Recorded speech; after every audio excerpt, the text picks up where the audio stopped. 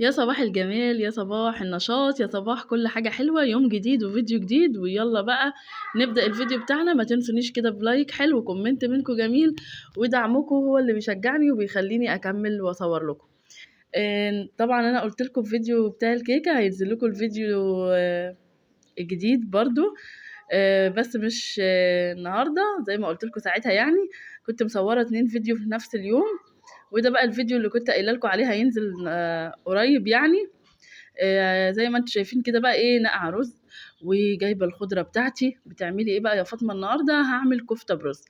كفته بالرز قبل كده عملتها لكم في اول ما فتحت القناه خالص.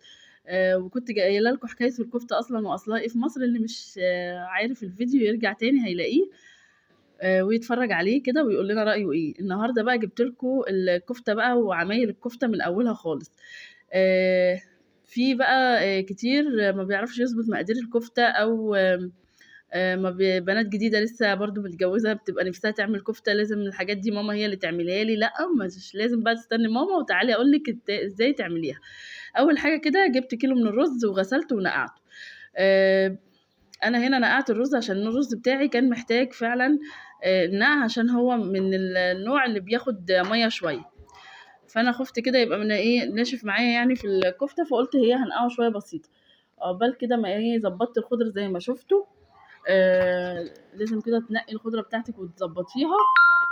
كزبره وشبت، رابطه بقى ورابطه. انا النهارده كده هقول لكم على المقادير. النهارده الكيلو انا جبت كيلو من الرز وهعمل عليه كيلو الا ربع لحمه، وعملت ربطتين من الخضره اللي هي واحده كزبره وواحده شبت. اما بقى لو كميه اكبر طبعا هتضاعف الكميه. وبرضو اللي عايزه تسال في اي سؤال هجاوبها برضو على في التعليقات.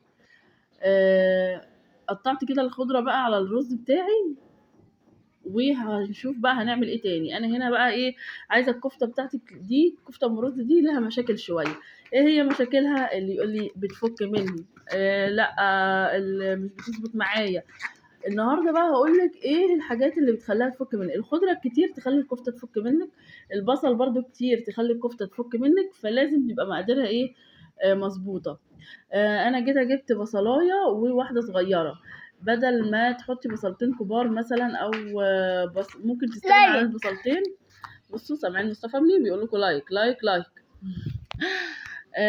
او تحطي بصلتين، فهي حلوه قوي ايه عليها بصلايه كبيره او بصلتين صغيرين او بصلايه ونص كده، ايه بصلايه وواحده صغيره يعني، يكونوا حجمهم وسط.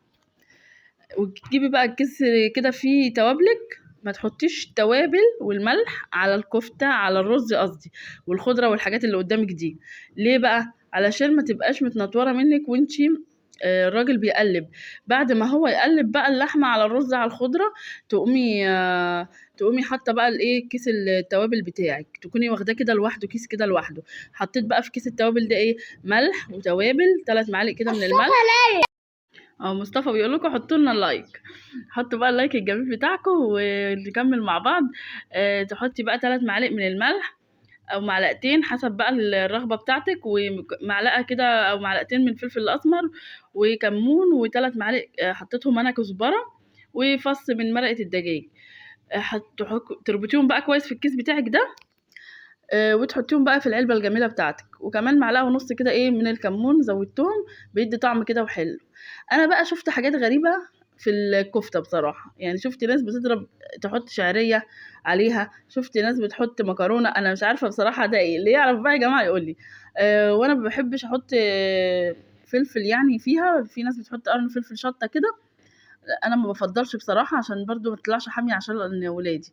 والحاجه بقى اللي انا نسيتها معاكم خالص، اللي هو التوم. تحطي كده كام فص توم، ده انا نسيت احطه نهائي يعني. مش عارفه ايه اللي نساني. بعد ما خلصت الفيديو يا نهار ابيض، ده انا نسيت احط التوم. فانتوا حطوا بقى ايه كام فص كده من التوم، وهنروح نضربها ونشوف مع بعض.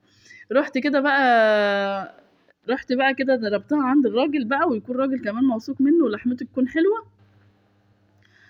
والنهارده عملتها لكم، صبعتها زي ما شفتوا وحمرتها، بس النهارده ما عملتهاش في الصلصه. دي كانت الطريقه بتاعتي النهارده في تقديمها. بطاطس محمره كده وهي كمان متحمره كده. الكفته احنا على طول بنسرقها، ليه بقى بنسرقها؟ لا، نعملها النهارده كده، نعملها محمره، بلاش في الصلصه يا جماعه. كلنا بنخطفها كده من ورا امهاتنا، فاكرين زمان؟ يلا بقى كده ما تنسونيش بلايك حلو منكم، وقالت كده كمان بتنجان جنبها وفلفل. واشوفكم في فيديو جديد، مع السلامه.